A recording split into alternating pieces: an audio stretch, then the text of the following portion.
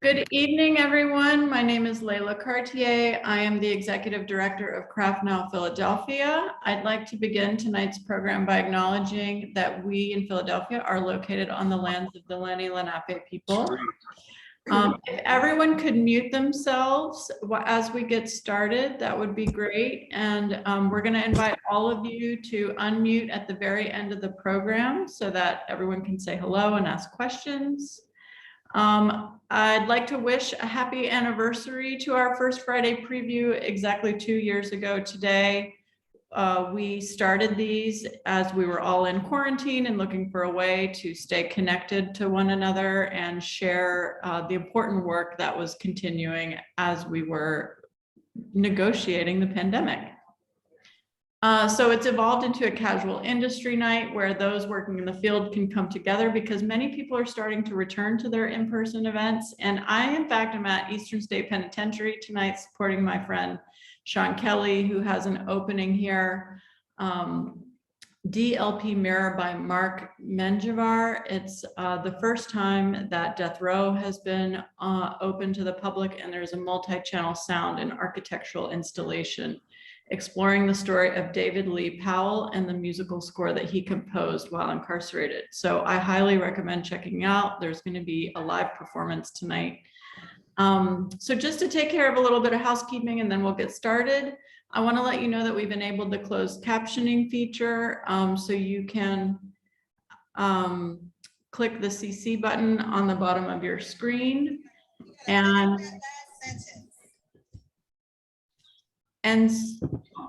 also, good evening, everyone. How you doing? All right, here we go.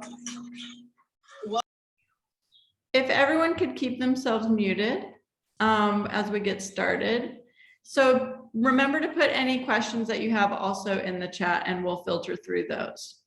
So tonight we have the African American Museum in Philadelphia, InLiquid, the Clay Studio, and Gravers Lane Gallery all joining us to talk about their new projects, 2 of which are in brand new spaces. Is Zinzi on the call?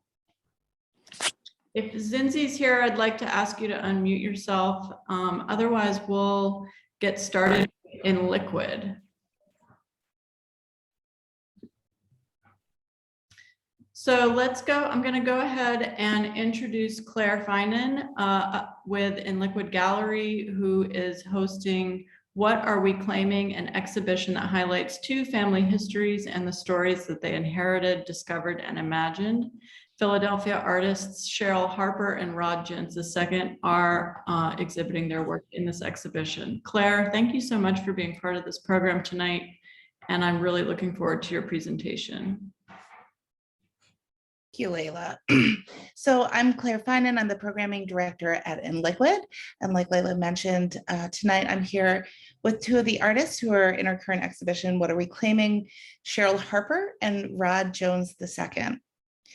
Reflecting her background as a historian, Cheryl Harper's research and work compels the viewer to question where on the spectrum of privilege they and their families reside.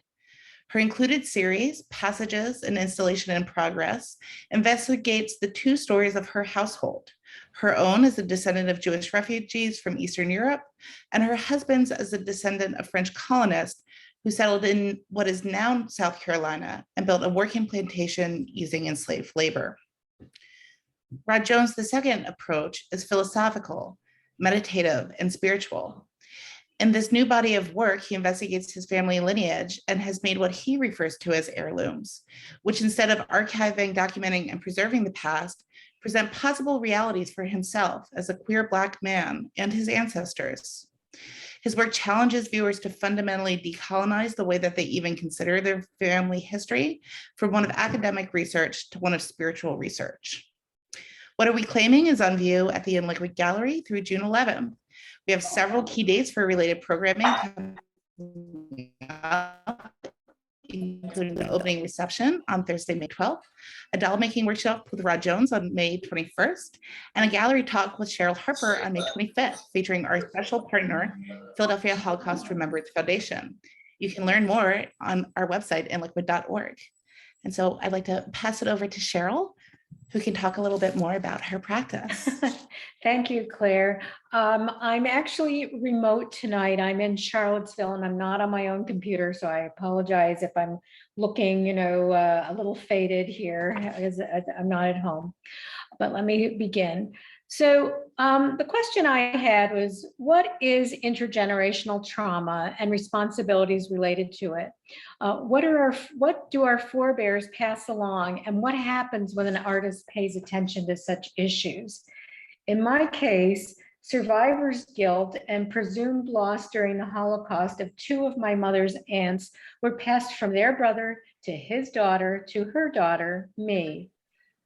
This loss haunted an entire generation who had immigrated to the US before the war.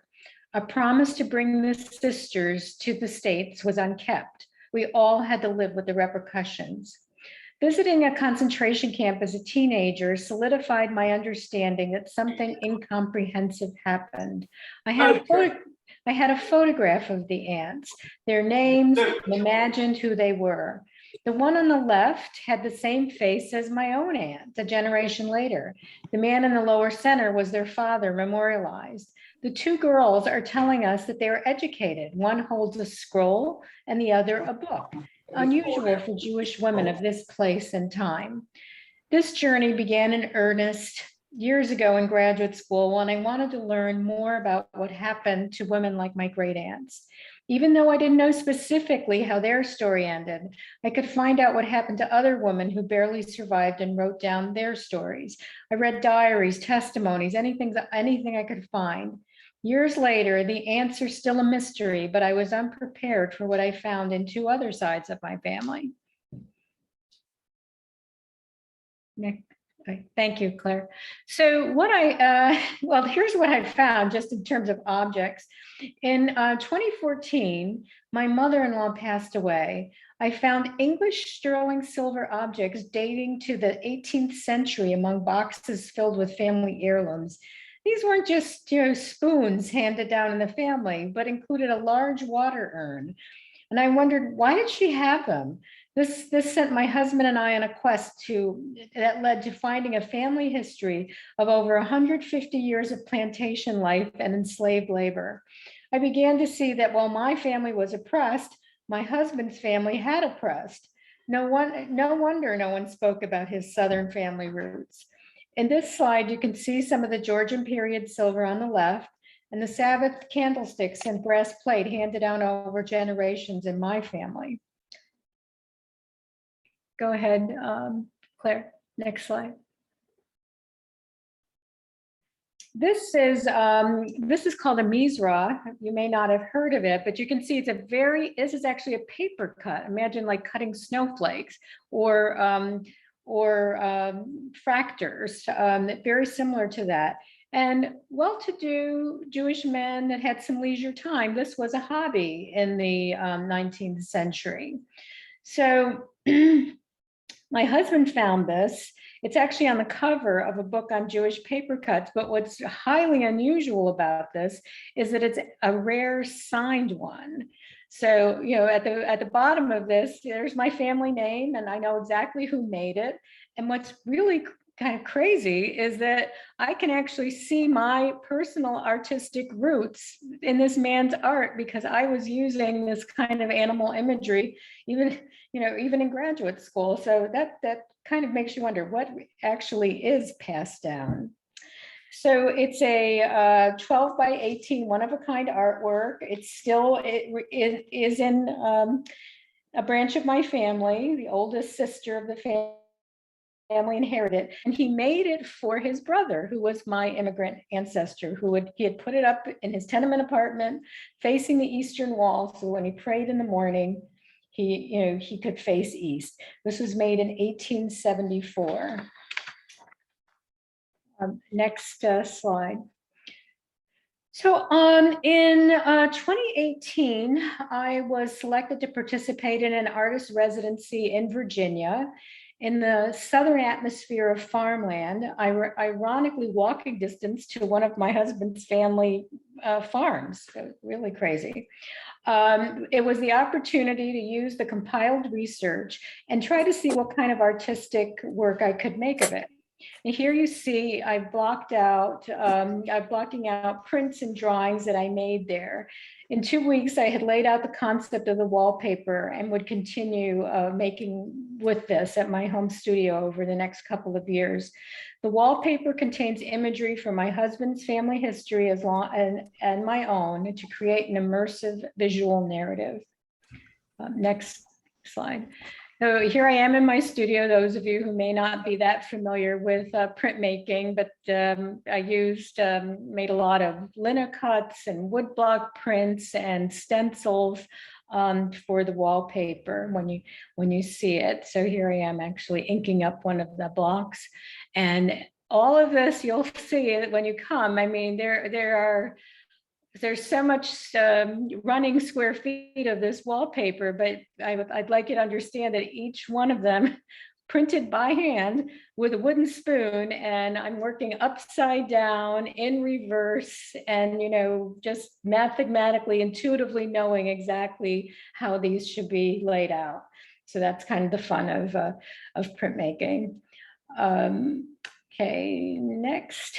And this is my home studio, which only has like 7.5 foot high ceilings. So you can see these are 10-foot pieces of wallpaper, rolls of wallpaper, but you get a sense of how I'm working in the studio. And you can see other objects below these dresses and things hanging from the ceiling. And you'll also see that in the exhibition. Go ahead, Claire. And these are the kinds of things I have under the dresses. Some of these are actual objects that I found in those boxes in the attic. The hunting theme in my husband's family. I mean, this plate is ridiculous. And the cups and saucers, those are actually family heirlooms that I chose to put together as objects and scenes. And this is one of the wedding dresses. The wedding dresses that you'll see are all family dresses that I've made basically story quilts out of. I got very interested in doilies, handmade doilies that women through the last couple of centuries, not so much the maybe early 20th century, but this was something that they were just doing with their hands all the time. And this is a story. This dress is my sister-in-law who married a Jewish man, also from Central Europe, his background. And this is the story of that migration. And here again in the studio, it looks like quite a mess. I'm carefully rolling the wallpaper because that's what you have to do if you want it to be used in subsequent installations, which I do, and just carefully rolling it, preparing for the exhibition. And this is the gallery space in InLiquid, with Rod and I having a conversation, a visual conversation, and you can kind of see how it's laid out. And the next one, I think we were supposed to have one more slide. Did we lose it? Of a detail of a wallpaper? Yeah, I don't have that one. I'm sorry, Cheryl. Oh, we don't have it. Okay. Well, I do want to tell you about it before we go to Rod. If you could go back one slide. Okay. So on the right there, behind the dress and behind that area of wallpaper, that roll, it's based on the actual imagery of my husband's family that they used in runaway slave ads. And this I went to the Philosophical Society and looked up these 18th century newspapers and found these ads. They date from like 1734 to 1850, and they're blow-ups basically, which I've added and augmented, of tiny little illustrations. And that's the reality, is when you see these things, it's layer of meaning, but it's also, I wanted it to be visually interesting, and hopefully you'll understand that when you're looking at things, it's more than just, something pretty to look at. There's more to it. So thank you. And now I am going to turn this over to my partner in this exhibition, Rod Jones II.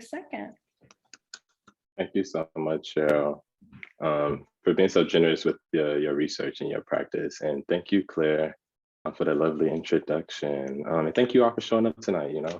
I just wanted to talk a little bit about process and some of the concepts behind those processes. So this slide right here, I think it was important to me because this was the work that I was making before I even got, invited to do the show with Cheryl. So I was in this point in my studio practice where things were kind of like making sense and coming together, and I was making these sculptures that were kind of like challenging representation, challenging material, challenging form, but they just weren't hitting all of the notes. They weren't checking all of the boxes in terms of my own interests within my studio practice. And the other things that I was doing before being invited was making these dolls. I call them the homies. They're my friends. They're my best friends. And that's real. And so these dolls they did check a lot of the boxes in my studio practice. So mixing material, challenging traditional media, what an art piece can be, what a sculpture can be made of, in terms of using paper mache, foil, wire, beads, paint, acrylic nails, like all of these different materials and interests that I had in my studio practice started to be realized in the form of these dolls, the homies. And so I was thinking, like, what could I do? How could I expand this kind of like material exploration? And so now what we're looking at is one of the sculptures in the show, actually, in progress shots of that sculpture. So on the left, we see the form, the armature being made for the paper mache, and that's the chicken wire. So I'm thinking about wire more extensively than I was in the dolls. Thinking about incorporating material differently. We see a chair, we see a picture frame. And then on the right, you start to see the paper mache again reveal itself. And instead of painting over it, I just decided to leave it bare because I found a paper that I felt spoke to, it spoke to me on a spiritual level. It kind of reminded me of my skin. It kind of reminded me of hide, of leather. It was really abject, if you will. And that did a lot for me. So I think this is a great shot just to see how things kind of like happen disparately within the studio. I mean, although it looks like everything is on top of each other in the image on the left. But these are all kind of like disparate projects that have like on some level come together at a point within the studio practice. And it doesn't come, for me at least, it didn't come together until, I brought those pieces outside of the studio space. So in the image on the right, you see the chicken wire again. Yeah, we got it clear. And this one, I just think is like, I don't know, an absurd amount of glue. We see all the glue on my studio floor on the left. A certain amount of wire. And I think that's just like speaking to labor, speaking to waiting, speaking to being patient with the work. Like Claire kind of talked about in the beginning, I kind of refer to my practice, the objects that come out of my practice as heirlooms. And I think I was able to arrive at that by having conversations with the work, sitting back and letting the work kind of speak to me as I was making these sculptures. This is important slide to include because I was just thinking about, all of the different boxes to check in my studio practice and how things kind of like intersect at different areas. So I draw a lot as well, print make a lot, paint a lot. And I was thinking about installation and how the sculptures kind of fit within the gallery space. And in the first slide, you kind of saw like the wall mural that I did with some watercolor. And that idea came from this drawing that I made. So these finger waves is what I've been calling them. The kind of horned figure entity is a reference to a sculpture that's in the space. And these kind of finger waves came to me just, I don't know, I draw phonetically, I draw to kind of like express myself, and they just came about. And I thought that was like a perfect environment for these sculptures to exist in. And then we have this lovely image, lovely composition of like how everything came together. So like I said, the finger waves, they aren't like necessarily fingers within the gallery space, but that same kind of like underwater wave, like shadow, like entity, kind of like presence is still there.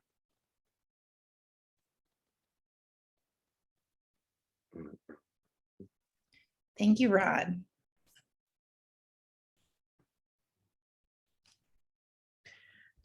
All right, thank you, InLiquid. It was really amazing to see that work and hear from both artists and how the work is in conversation with one another. And you can visit InLiquid up on North American Street, and then right across the street is now the Clay Studio.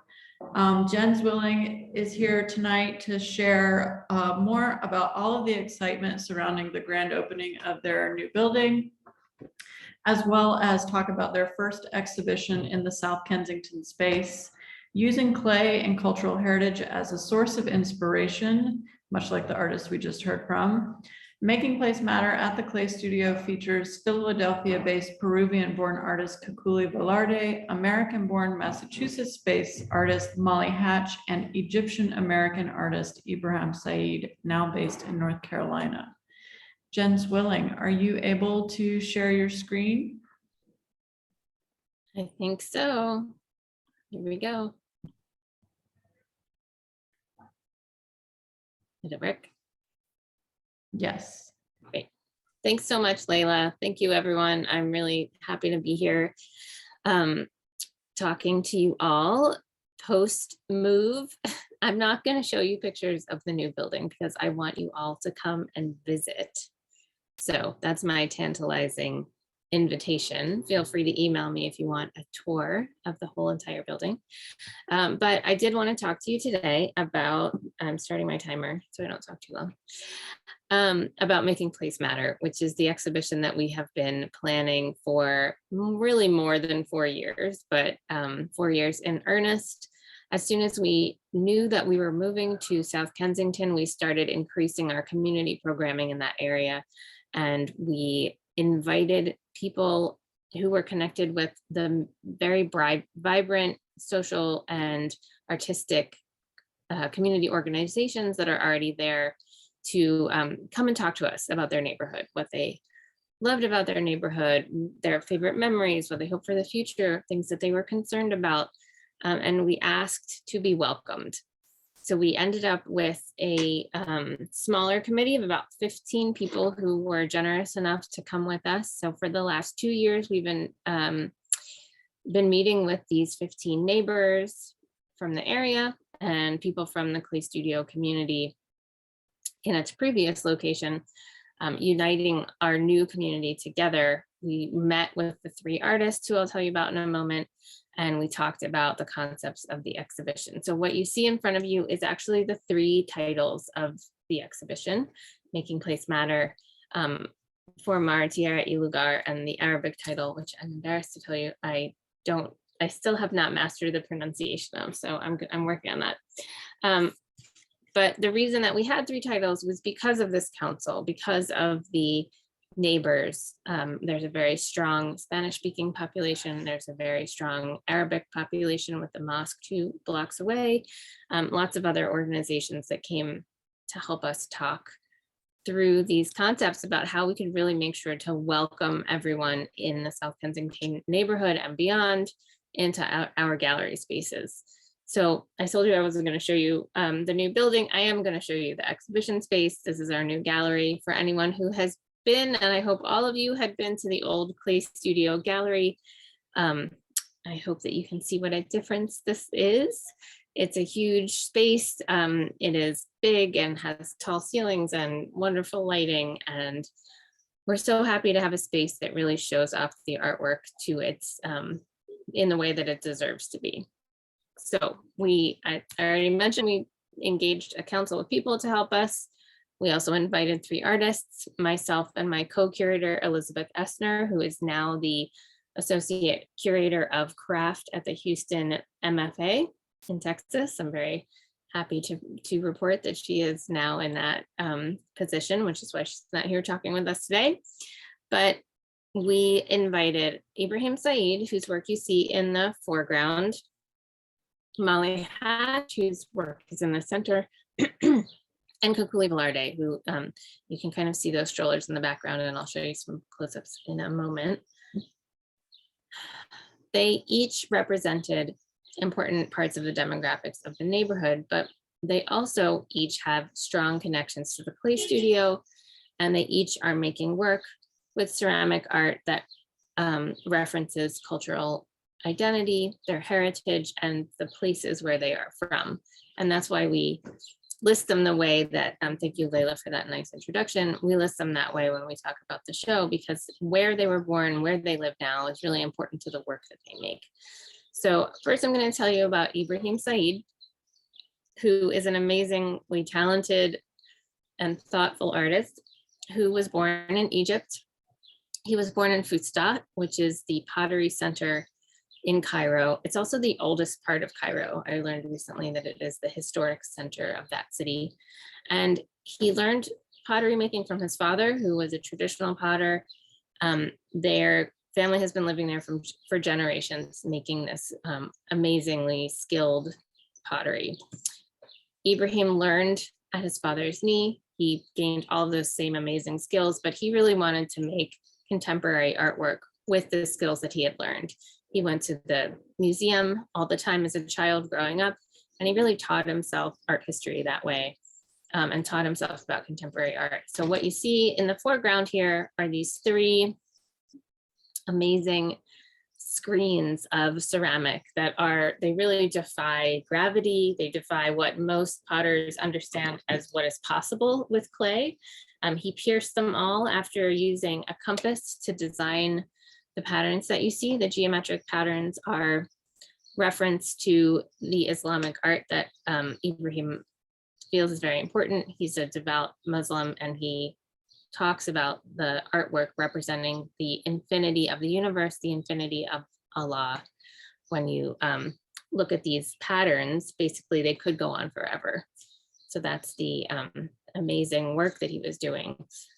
In order to hold up these structures that, as I said, do defy gravity, he designed the bases that you see, the wooden bases. And he's so talented. I say this every time and everyone always laughs. He just said, oh, I want the tops to match the pattern. So he taught himself wood marquetry, which is like a really hard thing to learn. He just figured it out himself because he really wanted those patterns to match. So each of these three pieces has a separate pattern newly designed by Ibrahim. They're not copies of old patterns. They are new things that he has invented. So in addition to his technical skill with clay and with glaze and now with wood, he also has these amazing design skills as well. And here he is. People always ask, like, how did he get them in the kiln? Well, here's the picture of Ibrahim getting these pieces into the kiln. And he talks a little bit about how the clay kind of bends once it's in the kiln itself. It does a bit of a dance with the fire, and he welcomed that. So they all kind of have these slightly different bends to them. Well, his first inspiration was the mashrabiyah, which I've shown you an example of a historical mashrabiyah. They're usually wooden screens in Islamic towns and cities that separate public and private space. So that's what Ibrahim was trying to think about when he was making the ceramic screens. But after he created them and they ended up looking kind of like boats, he realized that these looked like the boats that he had watched as a child on the banks of the Nile. So that's why the piece is called On the Banks of the Nile. Molly Hatch, she was born in Vermont. She has a long history of her family living here in the United States, going back to merchants in colonial New England. So she has a pretty complicated and interesting history with decorative arts, and her Vermont dairy farm kind of poor upbringing, but being juxtaposed with these very old, beautiful heirlooms that she had seen. Speaking of heirlooms from the earlier wonderful presentations that we heard. So she came here to Philadelphia, she went to the museum, and she chose two plates that she felt very connected to. One is the waterworks you see on the left, which is where the Philadelphia Museum of Art is built just above the waterworks, as we all know. And then she blew that image up. You can see the waterworks here on the bank of a different river. And what she did was she created these golden plates interspersed with the waterworks to show us ourselves. And we are the contemporary, the present, and the future of Philadelphia. And the other blue and white images are the past of Philadelphia. Here you can see a view with Kukuli's beautiful, amazing painting in the background, some other works by Molly Hatch, and I'm going to let you all come into the gallery and read all the labels and see our gallery guides, which we have in 3 languages. This is another plate by Molly, plate painting that was inspired by a work of art at the Art Museum. I hope that you'll come in and I'll tell you more about it there, but I only have a few minutes left, so I want to make sure to talk about Kukuli Velarde's work as well. Kukuli was a resident artist in 1997 at the Clay Studio. That's actually the reason that she moved to Philadelphia. She was born in Peru. She went to art school in New York, and then she came to Philly because of the Clay Studio, I'm proud to say. And then happenstance allowed her to be now living about 5 blocks away from our new building. She's internationally known, but here we are lucky enough to have an alumni of our program living very close by. She made this series of babies initially as a response to her own childbirth, thinking about holding her own child and how Vita would grow soon too old to be held in her arms.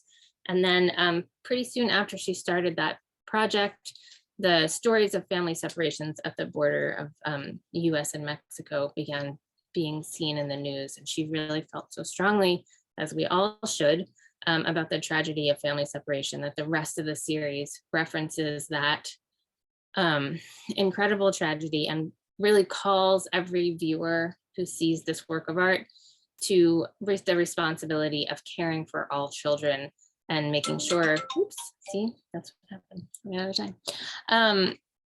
Making sure that we all feel the responsibility to take care of children in the world. So that was my very quick explanation of the gallery show, Making Place Matter. I really hope everyone will come in for a tour. And most importantly, please sign up. See, I'm giving you a little teaser here. Please sign up for our symposium, which is on June 4th. You can come, I will stick the registration link into the chat. It's going to be amazing. It's free. We're going to give you lunch and a reception, so you can't say no. And we're going to have really deep, wonderful conversations with the artists and scholars in the field. Thank you. Thank you, Jen. Thank you for that quick overview. I am very excited for the symposium. We are about to go and check out another brand new space with my friend Bruce, celebrating the opening of Gravers Lane Gallery Midtown. Bruce Hoffman is going to be telling us about their new space at 1213 Walnut Street and the renowned artist Yvonne Bobrowitz's exhibition titled Cosmic Series. In addition to that, we'll be heading out to Chestnut Hill, which is one of the wonderful things we appreciated about doing these programs on Zoom. We're not restricted by geography, so we'll be visiting their original space to see painter and paper artist Barbara Strausberg's works as well. So Bruce, I invite you to close out the hour telling us about these exhibitions. Well, I'm trying to be as quick as I can. Excuse the sunglasses, I broke my regular glasses and I don't look good without my glasses. So I wanted to first thank everyone for joining in. I'm thrilled that Craft Now has invited us back. We are thrilled to be finally in Center City. Not that we don't love our Chestnut Hill location. We now have 2 locations within the borders of the Philadelphia, the city itself, and we're very proud of that. Gravers Lane Gallery in Chestnut Hill, we are now classifying as GLG Chestnut Hill, and Center City is GLG at 1213 Walnut Street, which is the building that we are occupied in part of the structure, the lower level.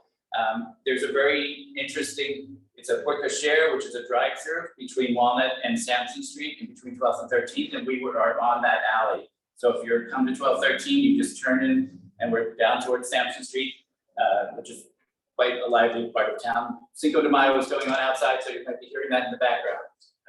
I'll quickly say this is the entrance to our space at 1213. Unfortunately, we can't be outside because the noise is so loud, but this is the entrance to the set of our new exhibition space.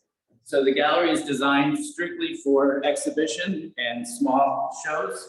We're going to run probably every other month, and we are thrilled to be opening with a legendary Von who is one of Philadelphia's great artists and icons in the textile world. So what we're going to do now is we're going to turn it over to Bob's family. Their son Mark and Joe, his father, are there with Von in their home in Philadelphia, and you'll get to experience some of the incredible philosophies and stories that Iran has to tell, and then they will kick it on to Chestnut Hill, and we'll be speaking to Barbara Strasberg. Unfortunately, it's not in the gallery there because of the COVID incident. So we are in 4 different locations this evening. So enjoy and have a great day.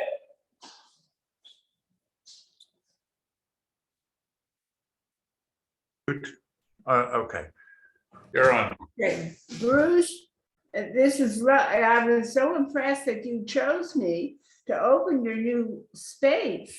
I think it's wonderful. I love Philadelphia Center City, and I'm happy for you that it's working out. Now, you know, we go back quite a ways, but of course I go back many, many ways, time and place. So fortunately, I just wanted to start with the beginning of my weaving, which was at Cranbrook in 1946. And at that time, we were into functional textiles, and we had a 4-harness room. It's very simple structure, but the color and the texture of the yarns really made the statement. So my first weaving was a rug. That's what we were instructed to do, and so I continued with many rugs in the future. But what we were encouraged to develop was to make designs and sell them to architects that would be interested in the fabric. And fortunately, one of the first ones that I came to, when I came to Philadelphia, Joe, I met at Cranbrook, Joe Harper he was the top designer of his era, and he took the job at Penn. He had many teaching possibilities. Fortunately, he took the one at Penn. So I came here, and I went to a new design studio, and they were doing a job with Lucan. And they said, "Do you know Lucan?" I said, "No." They said, "You should." And from then on, I did get to know him. Joe got to know him. And that was a very illuminating experience. So, but the era of the fiber, of the thread, for me, it was such a wonderful medium. And I bask in it. And it changed. What we did with it evolved over those years. The 60s. So we came in the 51, 60s. Helen Drutt, I met Helen Drutt, and she started TCPC. She gathered us together and had wonderful exhibitions, and also the stimulus of each other was very provocative. So my work changed. It was, and also Philadelphia's connection with New York was fortunate. The distance, imagine girls, ladies' day special for $4. So I took advantage of it. And what was going on in New York, of course, was the New Craft Museum. And then Jack Larson, what can I say? He's wonderful. He was wonderful. And he put on the show in '69 at the Modern Museum. So the weavers we were taught the weavers are functional, and it evolved within 20 years into personal self-expression. And the other thing that was helped me grow and learn was the fact that I was chosen to teach at Drexel. And it was at that time, I remember Picasso made a statement, every child's an artist. And I had that personal experience with the students. If you give them a certain medium, and of course, fiber has so many messages, and the equipment and the awareness to structure it, and then they use their own creativity. They were marvelous. They did fabulous things. I was so pleased. And one of the gals said, "Can't we do more of this?"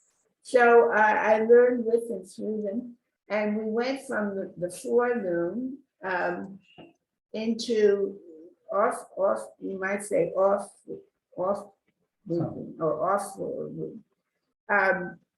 And it gave you more possibilities to create the form. Now, this was a piece that I did. Well, to get there, the 70s was an explosive time for the women's movement, for the medium. It was, and also the international aspect of it. And women were growing, I would say the poles, Abacanovich and Buich, very heavy, very thick yarn. And so that was a symbol of women evolving. They could be heavy and large and strong. And the yarns and the forms reflected this. So I thought that was fascinating. And the cranbrook, as I say, they were into functional, which did not include tapestries. But come the 70s, we could express that way. And of course, the students express that way. So I did many tapestries, and I was very fortunate. I always had a room and a room. I could put my room in, but in the late 70s, I wanted more. I wanted my own space. So it came to me, this wonderful loft in Leimert Street. And at that time, I was going to the union meetings. And so anyway, I rented the space. And when I went there, I thought, I'm not taking any of my heavy, fuzzy, beautiful yarns. I'm just going to go and I'm going to do a whole different thing. And so I asked DuPont, I called them. They said they'd send me some of the monofilament. And Joe got me some caulking material. And so I tied them together, and it was an upholstery factory. And they had these wonderful neon lights, which was a good structure. Of course, fiber is generally light.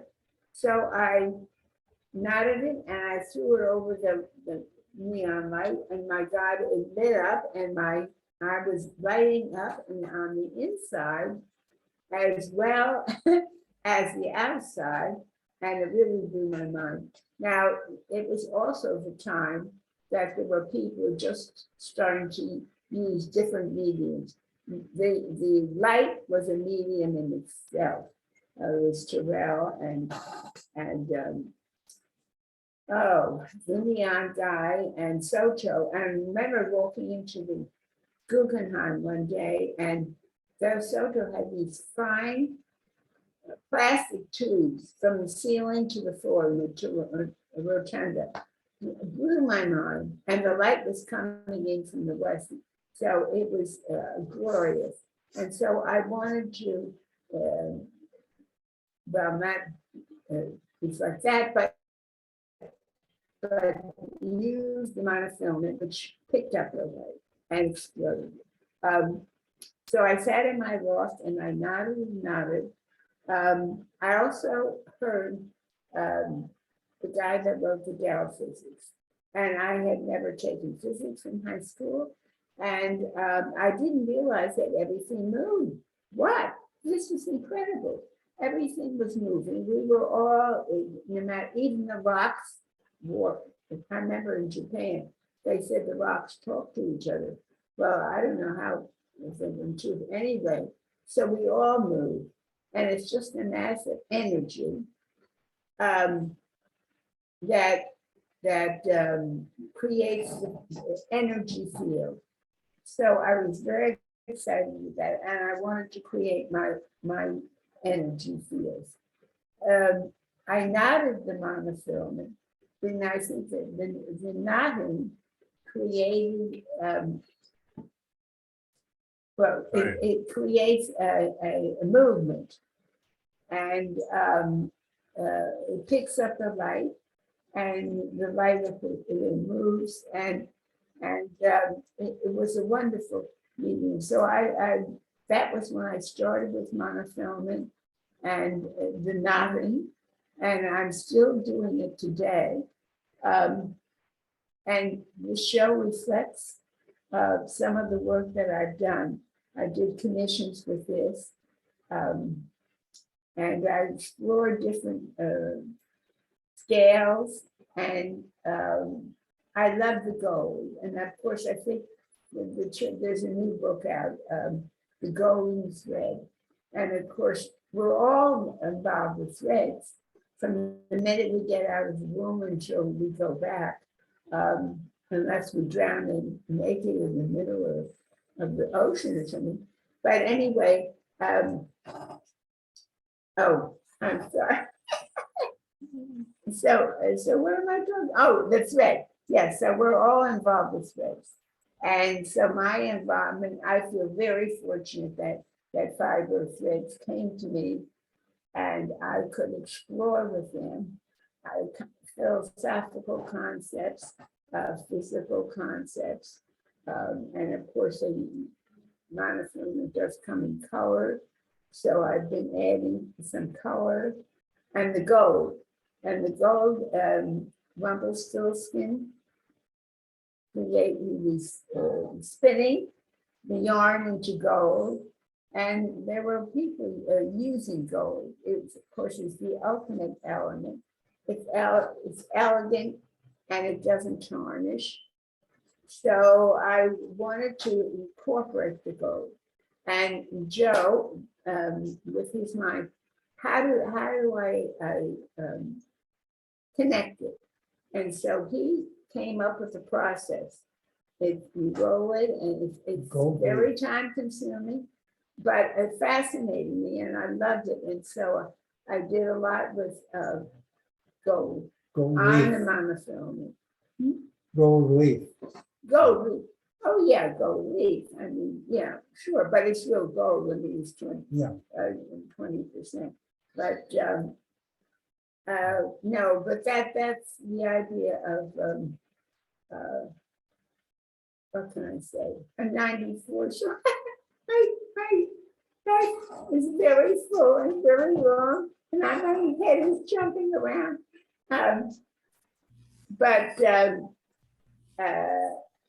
What? No, I think that's. Oh, okay. So there's a few pieces in there. No, I mean, I feel so fortunate, and I had wonderful mentors, and I could get to New York and see what was going on with other people. And the fiber girls, I mean, they international aspect, Mrs. Vanderbilt Webb, she was great in setting up the structure of the craft shows around the world, and we were stimulated, and we could interact with each other, and it was very enriching and very meaningful and helpful to me. So, and I have to think, all right, yes, I like to talk. Well, there's so much to talk about, but really, and the other thing is fiber is flexible and it moves. And that's another thing, how with the energy field is always moving. And I love that connection. So I'm still nodding, and I'm happy to be here. And Bruce, I think it's so wonderful. You have this new gallery and I can be in it. Is that it? I think that's already. Okay. Okay, thank you so much, Yvonne and Mark. My name is Peyton Cook. I'm an associate at Gravers Lane Gallery here at the Chestnut Hill location. And I am very excited to, let me share my screen. Very excited to present to you our opening here at the gallery with Barbara Strasberg, entitled Paper Revealed, and it will be showing until June 30th. Barbara Strasberg is an abstract painter and a paper artist here in Philadelphia. We're also having an artist reception Saturday, May 14th, from 3 to 6 p.m. Some of her recent solo exhibitions include the Urban Headquarters, Naval Yard, and Allen's Lane Art Center in Philadelphia. Some of her recent group exhibitions have been at the Hunterdon Art Museum, the Delaware Art Museum, the Gangwon-mun International Art Fair in Seoul, Korea, and also a group exhibition here at Gravers Lane Gallery. Her works are in many private museum and corporate collections, such as Biggs Museum of American Art, SAP America, Roxanne, Rothschild and Brandywine Realty Company. She was awarded a fellowship at the Virginia Center for the Creative Arts and Merit Grant Residency at the Vermont Studio Center. She also received a Bachelor of Arts degree with a distinction in art history from the University of Pennsylvania and a certificate in painting and printmaking at the Pennsylvania Academy of Fine Arts. And I believe her Wi-Fi has been kind of acting up. So Barbara, are you here? Let's see. I'm gonna hand it over to her to talk about her work. She's been having many, some technical difficulties because her Wi-Fi keeps cutting out. And I don't see her on here, so I might just have to read part of her artist statement, it looks like. Give me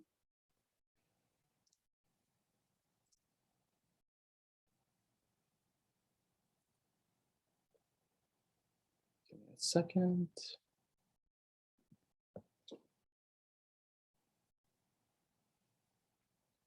Okay, yeah, so it looks like she's having some trouble with her Wi-Fi. So unfortunately, I'm just going to read her artist statement that we have on our website, while also showing some images.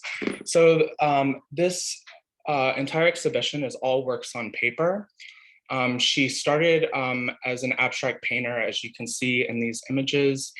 And then she eventually got into Junchi, which is a 500-year-old ancient Korean handmade paper making process.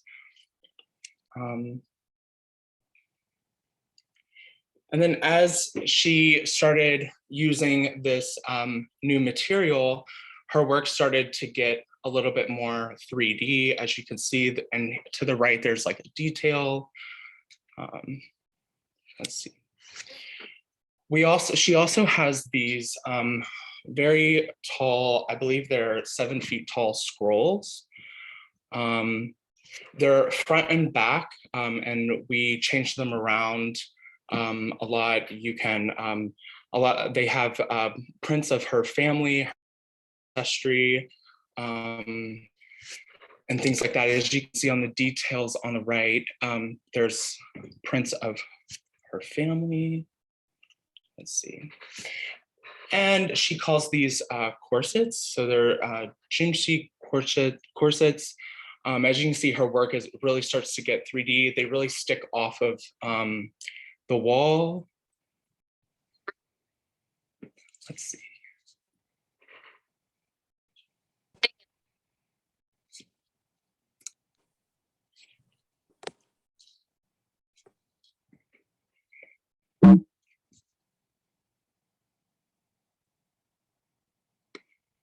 So here are some more details of her work. I'm sorry, I wish her Wi-Fi was working. She probably has a lot better things to say. Hi, I'm back. You're back, amazing, okay. Not sure what was going on with my Wi-Fi. Great, that's totally fine. So I basically was explaining your process from painting to Junshi. Okay, thank you. Yeah, so I'm not sure what you said yet, but I'll just say a couple of words because I know it's late and I'm sorry that my Wi-Fi was not working. But thank you so much for including me in this program. And I do see a lot of themes with the other artists that have shared their work tonight. Essentially, I guess my theme revealed really has to do with this process of me going from being an abstractor, working in this ancient Korean paper manipulation technique called Junshi. And I've been fascinated with how I can actually approach this as a painter to a more three-dimensional exploration of paper. The Junshi is just briefly involves layering handmade papers together while they're wet and working them for many, many hours so that the fibers combine to form one sheet of paper, but you're also manipulating the paper in such a way that you can open up areas and reveal parts of what's underneath. So, and I sort of came to this process in a circuitous manner, which was I took a printmaking class and my teacher taught me this process of printing photographs called paper lithographs. And then that brought me to this process of layering the papers. And as a painter, I've combined this with many different, my dripping techniques, drawing, embedding, dried flowers. So, and more recently, I've really only been doing this for about 5 or 6 years, but painting for over 20 years. I've just, especially in these last 2 years, I've been going through old photographs and family histories, and these photographs are of my family and of my memories of childhood. So, which of course this relates to some of the other things that artists were talking about, and especially losing my mother at the very beginning of the pandemic, really sort of motivated me to work in this direction, and to think more introspectively, I guess, about, who I am and my relationship to other family members and so forth. I guess I just don't want to take up too much time here, but I hope that you are able to see the show. I really love the way the paintings are juxtaposed with the paper pieces, and I see them very connected. And I guess I really I hope that it shows this respect for tradition, but also my joy in experimenting with, painting and new techniques. So I think that's all I'll say for now, but I could talk a lot more about processes and so forth, but I hope you get to see the show, and I'm happy to meet you there to talk more about it. Thank you. Thank you so much, Barbara. I'm so glad that you were able to join us at the very last moment, and great work, Peyton, on carrying the torch while she got her internet back up. I know everyone that was on the Zoom, as everyone was joining, I was having my own technical difficulties, and isn't that just the wonderful world we live in now? I'm putting a link in the chat. I just want to thank everyone so much for being here. We've enjoyed bringing everyone together during the pandemic in this virtual platform. I've met so many amazing new people as a result of this format and program. When I put together the list of everyone that we talked to over the last 2 years, it's just really inspiring and incredible. And thank you everyone for sharing your work tonight. What I think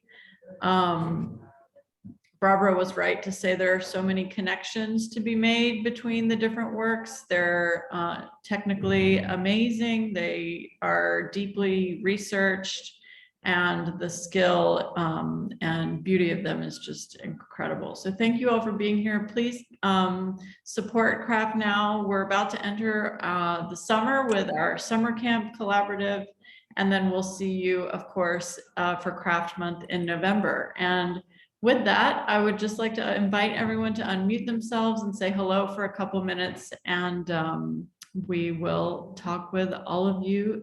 Anyone not saying hello tonight, we will talk with you again very soon. Thank you all so much. You're currently muted. I just unmuted. No. Yvonne. Nice to see Mark there, Yvonne. Hello, Yvonne, Joe, Mark. Hi, Yvonne. Joe. Yvonne and Joe. Hello, good to see you. Hi. Hi. Hello, Hi, Mark.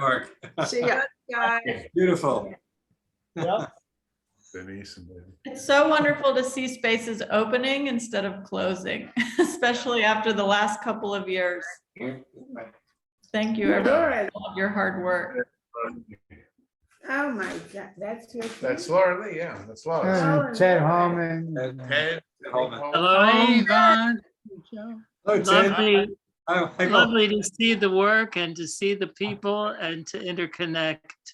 Hello, everyone. Hello. Hmm. Hi, Ted. Hi, Michael. Ruth and Rick, Hello, hello. guys. Hi. Thank you. Wait, we have to have lunch. Don't forget still, Yes, Okay. it's absolutely necessary. before we go away. Thank you, Layla. Thank you so much. Thanks to all the artists. Thank you. Thank you, Margarita. Margarita, we just saw a beautiful show of her work at the Academy of Natural Sciences. What else do you have coming up? Thank you. Some surprises. That's exciting. Waiting to hear some cool stuff. Thank you. All right. Well, everyone have a wonderful night. Stay well, be well, go and enjoy all of the amazing art as everything's reopening, and enjoy being together again. Thank you. Thank you. Thanks, Lila. Good job. Thanks. Mark, Yvonne, and Joe, goodbye and be good. Bye, Denise. Thank you, guys. Yep. Bye. See you.